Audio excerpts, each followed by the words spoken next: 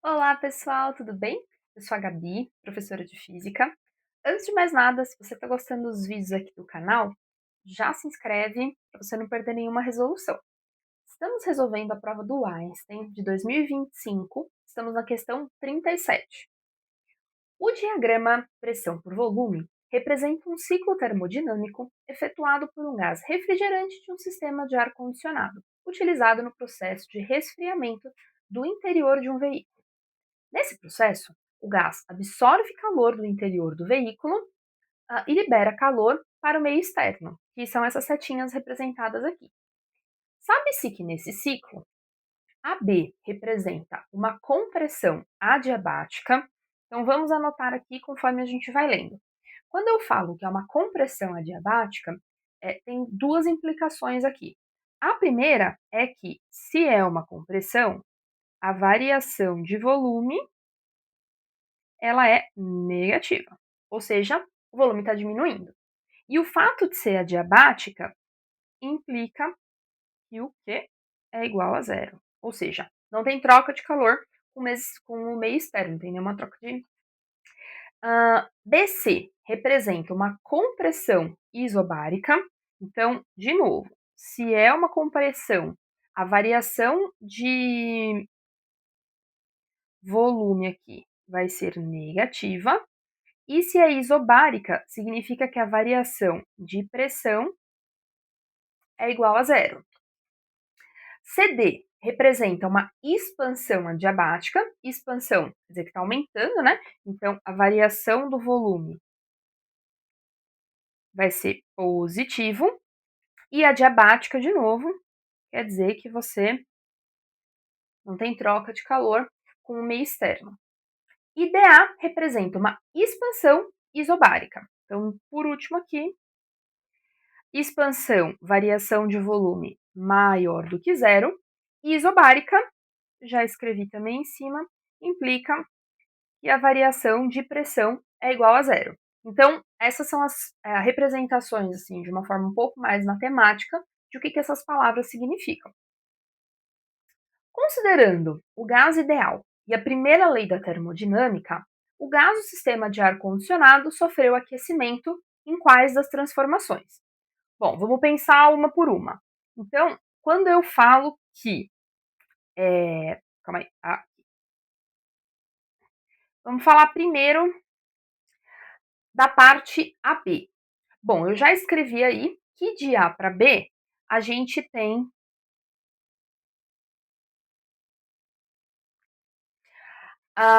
que a variação de volume é negativa e que o Q é igual a zero.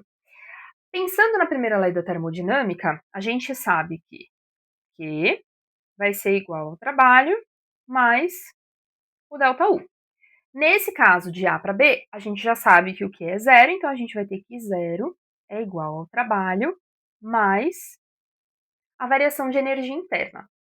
Como o exercício está perguntando sobre o gás sofrer aquecimento, a gente está pensando, na verdade, em quando que a temperatura vai aumentar, ou seja, quando que a variação de temperatura vai ser maior que zero, certo? Vai ser positiva. Agora, quando a gente fala de trabalho, a gente tem que pensar em o que acontece com o volume, né? Se você tem uma variação de volume positiva, você tem um trabalho positivo. Se você tem uma variação de volume, como nesse caso, que é negativo, já estava escrito aqui, vou grifar para a gente relembrar, a gente vai ter que o trabalho é negativo. Então veja só, eu tenho que trabalho mais a variação de energia interna tem que ser zero. Se o trabalho ele vai ser necessariamente menor do que zero, porque se a variação de volume é menor do que zero, é negativa, né? O trabalho também é negativo. Se o trabalho é negativo, automaticamente eu sei que a variação de energia interna tem que ser positiva para dar zero, certo? Então, um negativo, outro positivo, para cancelar. Se a variação da energia ela é positiva, a variação da energia ela está diretamente relacionada com a variação da temperatura. Então, se eu tenho uma variação de energia positiva, variação de temperatura é positiva. Se eu tenho variação de energia negativa, variação de temperatura negativa também. Em outras palavras, conforme um cresce, o outro cresce também. Se aumenta a temperatura, aumenta a energia interna e vice-versa. Então, nesse caso aqui, eu também vou ter que a variação de temperatura é maior do que zero. Se eu quero saber aquelas que sofrem aquecimento, eu estou procurando variações de temperatura positivo. Então, aqui, essa é uma que funciona. Então, a B, vou até marcar aqui de amarelo, que essa daqui é uma que é possível como sendo resposta. Vamos pensar na segunda agora, pensando em BC. Em BC é mais simples, né? Porque a gente tem que é uma transformação isobárica, ou seja, a variação de pressão ela é zero. Se a variação de pressão é zero, a gente pode pensar direto naquela formulinha dos gases ideais. Então a gente sabe que de B para C, a gente pode usar aquele pivot-pivotó, sabe? Então, a pressão vezes o volume dividido pela temperatura tem que se manter constante. P vezes V dividido por T. Como nesse caso eu estou pensando na transformação de B para C, eu vou dizer que é a pressão no ponto B, volume no ponto B, temperatura no ponto B. E do outro lado, a mesma coisa, só que dessa vez com o C. Então, a pressão do C, volume do C, temperatura do C. Como a variação de pressão é zero, significa que o valor da pressão dos dois lados é igual. Então, eu posso simplesmente vir aqui e cancelar essa pressão com essa pressão. Então, eu tenho que V sobre T é igual a V sobre T. Ou seja, essas grandezas, a pressão, desculpa, o volume e a temperatura, elas são diretamente proporcionais quando a gente não está pensando, quando não existe né, uma variação de pressão. Ou seja, conforme eu aumento o volume, eu aumento a temperatura. Conforme eu diminuo o volume, eu diminuo a temperatura. Nesse caso, como eu já tinha escrito aqui do lado, a variação de volume ela é uma variação negativa. Se a variação do volume é negativa, a variação da temperatura também é negativa. Então, aqui a conclusão é que se o delta V é negativo, o ΔT é negativo também. Como eu quero saber aqueles que esquentam, esse daqui não esquenta. Então, de B para C não é uma resposta. Passemos para o próximo. No próximo, a gente está pensando aqui de C para D. Em C para D, a gente tem uma expansão, só que ela é uma expansão adiabática. Então, de novo, a gente já sabe que o Q é zero. Aí, novamente, a gente volta a pensar na primeira lei da termodinâmica. Então, nesse caso de C para D, eu tenho que o Q é igual ao trabalho mais a variação da energia interna. Nesse caso, o Q é zero. Então, zero é igual ao trabalho mais a variação da energia interna. Como eu tenho que a variação de volume ela é negativa, que eu escrevi aqui, é o contrário daquele que a gente tinha escrito em vermelho aqui antes. A gente tem que a variação do volume é negativa,